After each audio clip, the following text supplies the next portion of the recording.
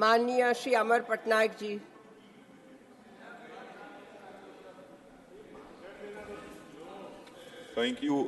Thank you, Honorable Deputy Chairman, ma'am. Ma'am, I would like to, first of all, congratulate the government and the Honorable Finance Minister, she's not here, for the kind of direction that has come to the economy, which is reflected in the last quarterly result of the GDP. 7.6% in the July-September quarter of financial year 24, beating all expectations by all the rating agencies.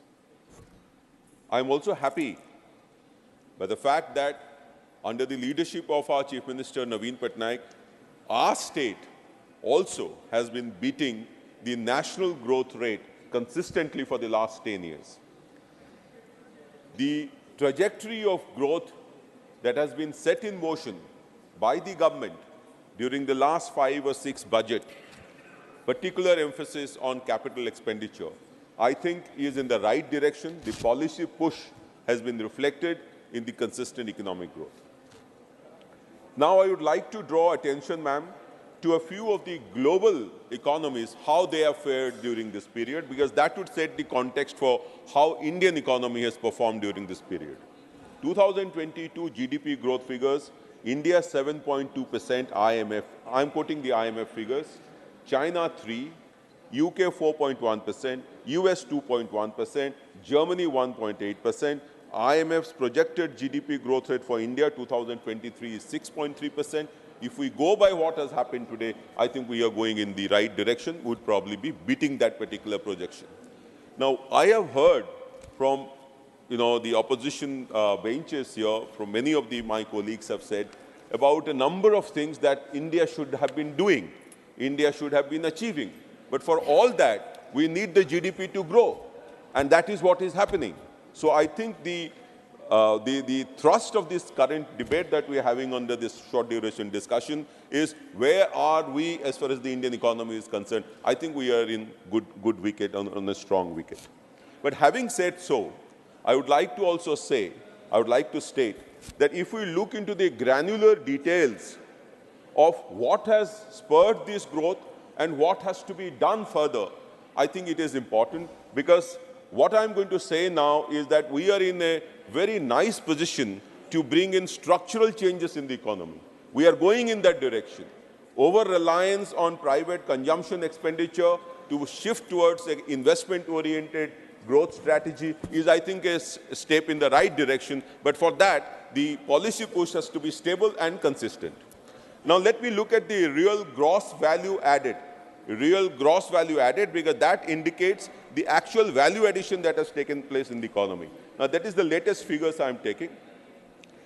Here there are some concerns, and therefore my suggestion to the Treasury benches would be just to somehow ensure that these fault lines are addressed. Agriculture, forestry and fishing. If we look at the figures from 2019 onwards, ma'am, it has consistently decreased. Agriculture, forestry, fishing, it has consistently declined. It has come to 1.22% in 2023. Now, this is a cause of worry, because food security, whatever said and done, is, I think, one of the most important requirements of a growing economy and a growing population. Agriculture, allied sectors has seen this steady decline from 4.3%. It grew during the pandemic years, which made us survive the pandemic, to 1.2%. And what it calls for is investment in agriculture, and therefore the government came with the Agriculture Infrastructure Fund. However, against a projection of 1 lakh crore spending in agriculture sector under this particular scheme, only 26,000 crores have been sanctioned and 21,000 has been spent. I think a lot is to be done in the rural sector. The Swaminathan Committee report, which has been talked about for increasing the income of the farmers, fixing the minimum support price, is yet to be done based on the C2, that is the composite price, which has been the consistent demand of our party, Biju Janata Dal, our Chief Minister Naveen Patnaik, and we have been saying it in all fora. Now that has not happened. That has to happen. The deceleration in the agricultural sector translates into some stress in the rural sector. And this has to be recognized because rural economy has to go up in case we have to maintain this growth momentum, and the structural shift remains where it is and it doesn't frequently change its position year on year.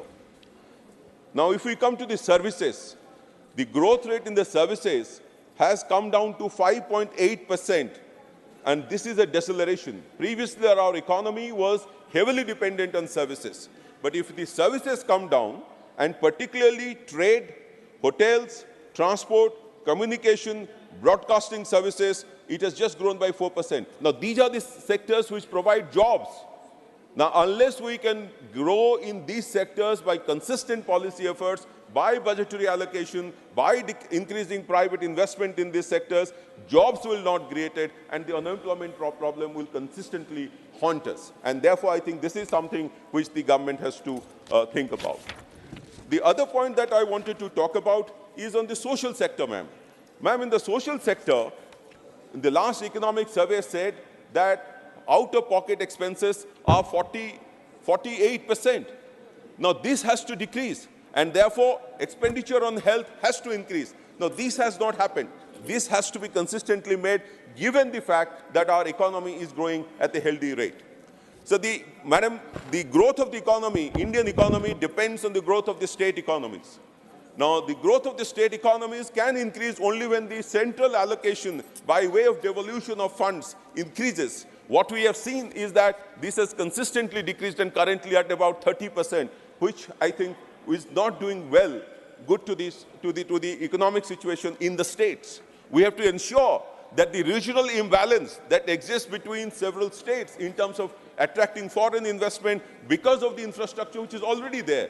Now, that has to be addressed by either declaring special focus state to some of the states like Odisha or Andhra Pradesh, or making an infra push in these sectors which will actually lift them to a level in which foreign direct investment can also come into these sectors. Ma'am, there is a point that I wanted to make relating to tax to GDP ratio. Tax to GDP ratio had shown a good trend recently. The GST collection has increased, which basically means that formalization of the economy is taking place. But at the same time, 90% of the people are still employed in informal economy. Now, this is a contradiction which I think the government has to address at some point of time, because unless this is addressed, a structural problem may still remain in the economy even as we are growing in GDP terms. Ma'am, the tax to GDP ratio at 11.1% is at par with 2020-23 revised estimates, but it is less than the average of many emerging economies, including the OECD economies, where it is 33%. So we have to bring this structural change in our economy in terms of revenue collection, tax as a percentage of GDP. The last point, ma'am, I want to make is relating to private sector investment. The investment that has already happened, which is spurring this economic growth, which our economic analysts are also saying is basically backed by government's emphasis on capital expenditure, which is welcome. But this capital expenditure has to be backed by private sector investment from the private sector in the economy.